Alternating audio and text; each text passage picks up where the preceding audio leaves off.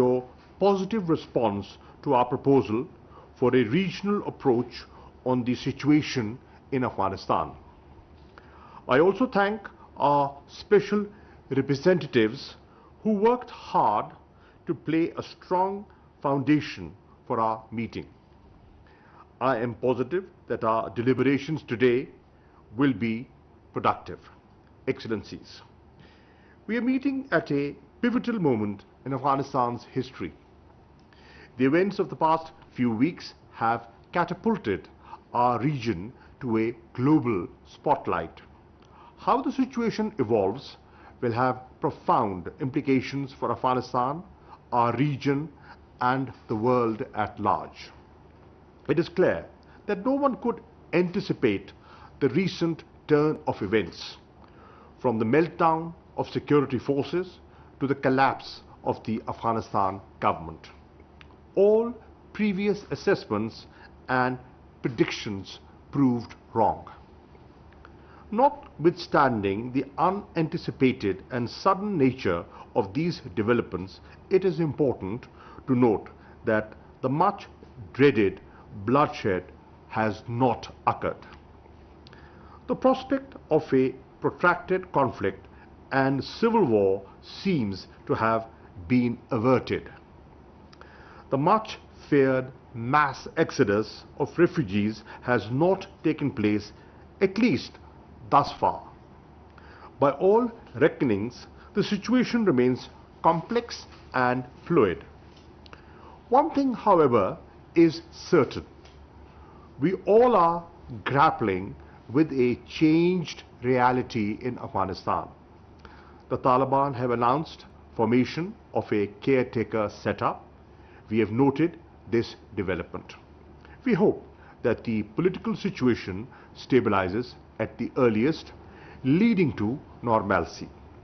The new situation requires discarding old lenses, developing new insights, and proceeding with a realistic and pragmatic approach.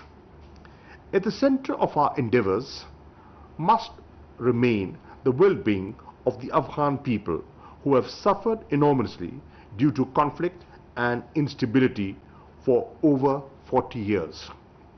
Excellencies, on 18th August 2021, I had a detailed exchange of views with State Councillor and Foreign Minister Wang Yi. We agreed that in view of the developments taking place in Afghanistan, which had obvious implications for all the 6 neighbors, it was important to have closer communication and coordination.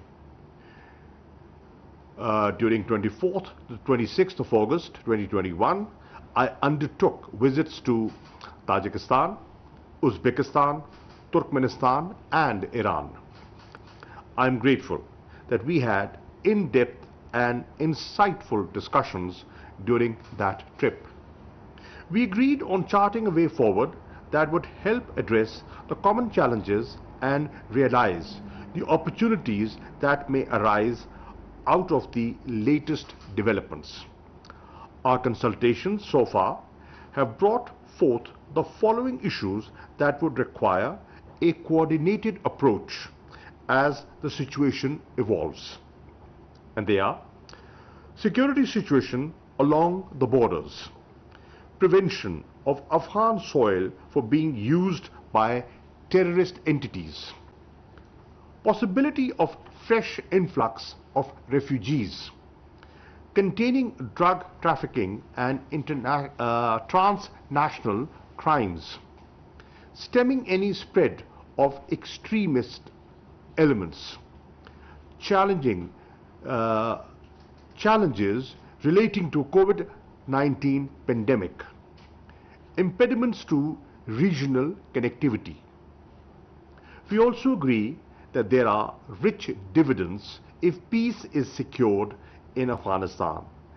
These could include secure borders, end of threat of terrorism from Afghan soil, possibilities of return of refugees, economic stability and improvement in living standards, realization of connectivity projects, enhanced regional economic integration.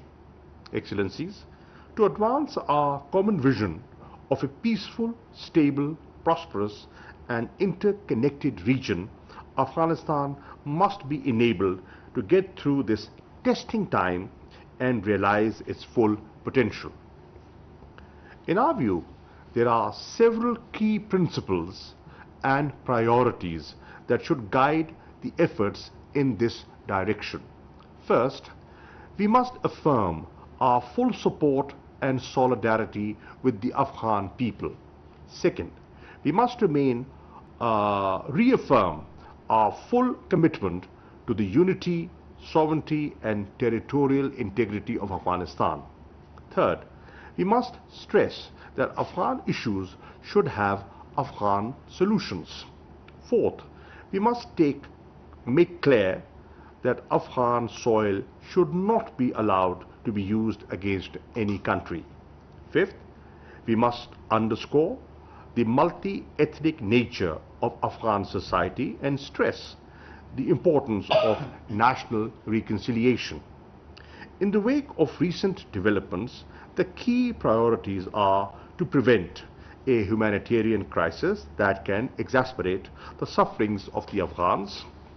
Equally important is to take steps to prevent economic meltdown in the country.